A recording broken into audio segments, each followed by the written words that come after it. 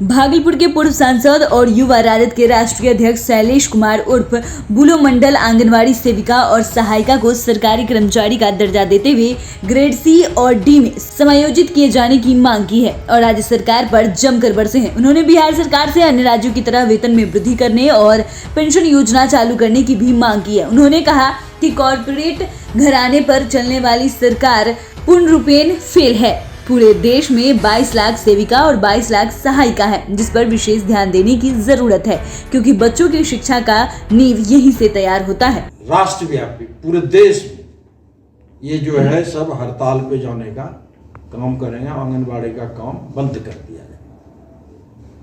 एक तो पिछले बार भी उन्होंने मानदेय नहीं दिया और इस बार भी हड़ताल पे जाए, तो मैं सरकार को चेताना चाहता हूं कि जो पिछला भी मानदेय जो आपने रोक के रखा है, आप उसको अविलंब चालू करने का काम, और इस बार भी जो चूंकि ये लोग का जायज मांग है, ये लोग का लगभग कितना डिमांड 15 सूत्री इसमें है, अभी उनको पहले दिया हुआ है 20 सूत्री मांग है इसमें। इस 20 सूत्री मांग में आपका जो है सेवानिवृत्ति के बाद हम तो कहेंगे कि वो पुराना इसको सरकारी कर्मचारी का दर्जा देते हुए जो पुरानी पेंशन नियमावली है, क्योंकि लगातार हमारे विपक्ष के नेता तेजस्वी यादव जी लगातार पुरानी पेंशन नियमावली को चालू करने का डिमांड कर रहे हैं।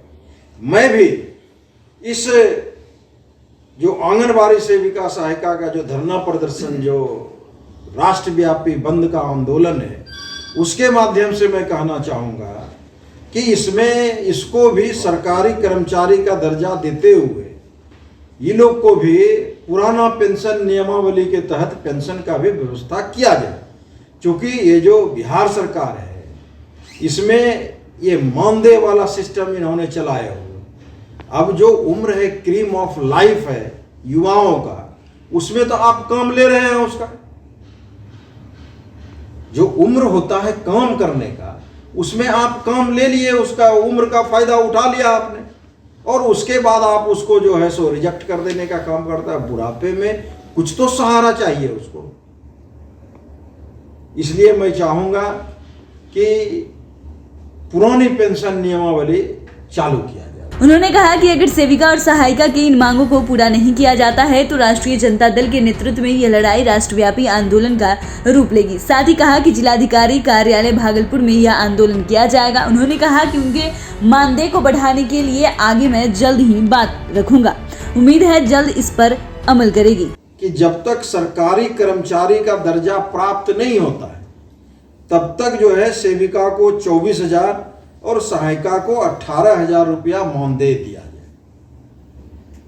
जब तक ये लागू नहीं होता है, सरकारी कर्मचारी जब तक उसको दर्जा नहीं देते हैं, तब तक कम से कम 24,000 रुपया इसका वेतन या मानदेय करना चाहिए सरकार को, क्योंकि बहुत कम है। अब तो सेविका सहायिका से इतना काम सरकार ले रही है कि वो भी घंटा भी फिक्स होना चाहिए। आप 8 घंटा फिक्स कर दो भाई, कि 8 घंटा आप काम करो, उसका मानदेय 24,000 रुपया मिलेगा।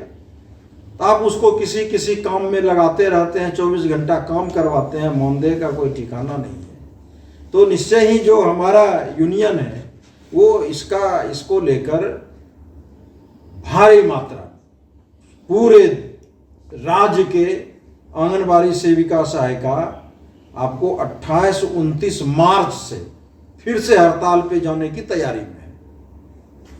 28-29 मार्च को, और जिला में जो है वो धरना है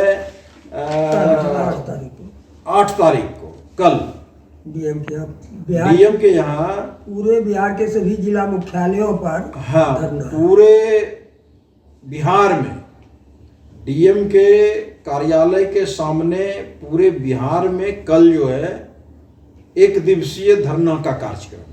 आपको ये रिपोर्ट कैसी लगी हमें कमेंट कर जरूर बताएं। साथ ही ऐसी तमाम अन्य जानकारियों के लिए हमारे चैनल को सब्सक्राइब करें। धन्यवाद।